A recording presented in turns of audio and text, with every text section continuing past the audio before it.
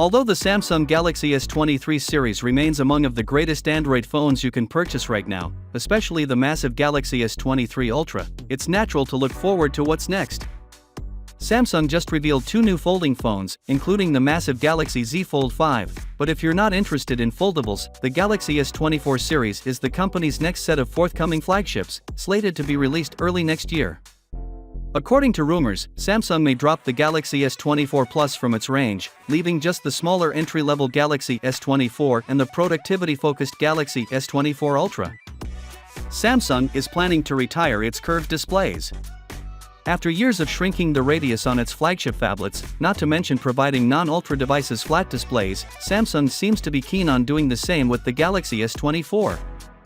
While Ice Universe reported that it would maintain its curved edges, the screen itself is supposed to be entirely flat.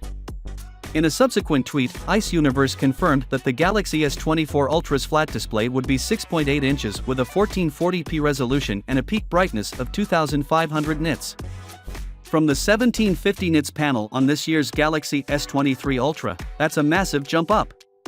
Combine these speculations of a flat screen with reports that a titanium frame would reduce the S24 Ultra's weight to only 233 g, and it's sounding like a significant jump over this year's phone. But what about the other gadgets?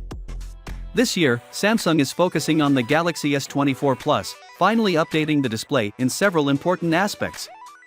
The S24 Plus will jump to QHD resolution, providing for an even more pixel-dense screen than the S24 Ultra, in addition to slightly bigger displays on each of them than their respective predecessors.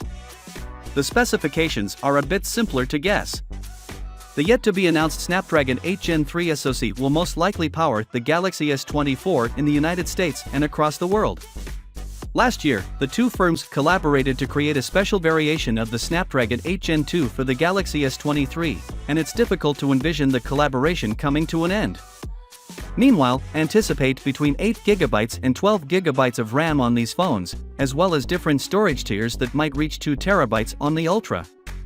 Essentially, it is another contemporary smartphone. However, there has been a lot of speculation in recent weeks about what Samsung has planned to power this smartphone, especially in Europe. Finally, what are your thoughts about it?